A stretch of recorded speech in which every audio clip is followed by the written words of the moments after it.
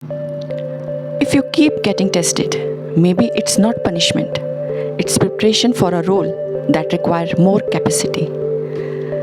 कितना सुंदर लिखा है। अगर ज़िंदगी बार बार आपको परेशानी दे रही है, उसको पनिशमेंट मत समझो।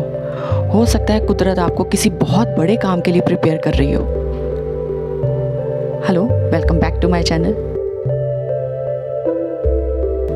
मैं कोई मोटिवेशनल स्पीकर नहीं हूँ, ना मैं कोई डॉक्टर हूँ, बट हाँ अपने एक्सपीरियंसेस के साथ, अपने पास्ट में जो भी मेरी लाइफ के एक्सपीरियंस रहे, मैंने कैसे अपने हिंड्रेंसेस को ओवरकम किया, क्या लाइफ में कमी थी उनको ओवरकम किया, उसके बेसिस पे मैं चाहती हूँ कि मैं आप लोगों के साथ वो सब चीज़ें शेयर करूँ जिनसे मैंने अपनी जो भी लाइफ के ब्लॉकेजेस थे उनको ओवरकम किया, जो भी मुझे चीज़ें पीछे खींच रही थी उनको ओवरकम किया। तो बस यही चाहती हूँ कि अगर मेरे थ्रू किसी एक भी पर्सन की अगर हेल्प होती है ना, तो उससे बड़ी खुशी मुझे और कोई नहीं होगी। तो आज आप लोगों के साथ एक ऐसी ही शॉर्ट स्टोरी शेयर कर रही हूँ जो कि मैंने भी ऐसे टाइम पे सुनी थी जब मैं लाइफ में बहुत, जिसे बोलते हैं ना आप डिप्रेसिंग मोड में होते हो या बहुत लो फील कर रहे होते हो, मैंने तभी ये स्टोरी सुनी थी और आज सोचा है आप लोगों के साथ भी ये स्टोरी शेयर करूँ। तो ये स्टोरी ध्यान से सुनिएगा। एक बार ना एक लड़की होती है, वो अपने ना किसी एग्ज़ाम की बहुत प्रिपरेशन कर रही होती है, उसको हायर एग्ज़ाम कोई देना था, तो बहुत बहुत बहुत प्रिपरेशन कर रही होती है। उसको रिज़ल्ट नहीं मिलता, उसको वो फेल हो जाती है, तो वो बहुत उदास हो जाती है, बहुत मतलब अपने आप को कमरे में बंद कर लेती है, किसी से बात नहीं करती कि मैंने इतनी मेहनत करी है इस चीज़ के लिए, बट मुझे कोई उसका रिज़ल्ट ही नहीं मिला। बहुत मेहनत करती है। एक दिन उसके पापा आते हैं और उसको बोलते हैं चल मेरे साथ किचन में चल। लड़की को ना गुस्सा आ जाता है, बोलते पापा मत बोलो, मुझसे बात मत करो, मेरा मूड नहीं है। उसके पापा बोलते हैं तो चल तो मेरे साथ किचन में। तो उसके पापा ना उसको किचन में लेके जाते हैं। वहाँ पे ना ऑलरेडी उन्होंने क्या रखा होता है, आलू, अंडे और कॉफ़ी। तो वो क्या करते हैं, वो ना 3 पैन लेते हैं, उसमें पानी गर्म करते हैं। एक में आलू डाल देते हैं, एक में अंडों को डाल देते हैं और एक में कॉफ़ी को डाल देते हैं। अब वो खड़े हो जाते हैं।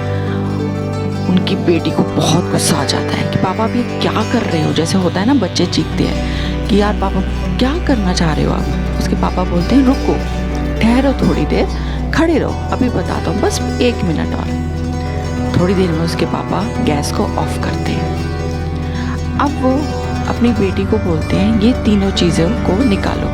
तो वो आलू बाहर निकालते हैं, अंडों को बाहर निकालते हैं और कॉफ़ी को भी छान लेते हैं। अब उसके पापा बोलते हैं इनको टच करो। आलू को बिल्कुल सॉफ्ट हो चुका था, बिल्कुल नरम हो चुका था।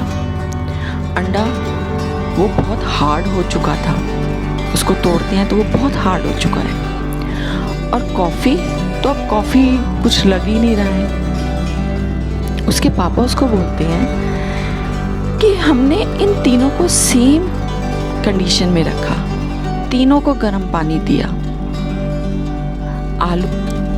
आलू जो बिल्कुल हार्ड था, जैसे ही उसको गर्म पानी दिया वो बिल्कुल सॉफ्ट हो गया।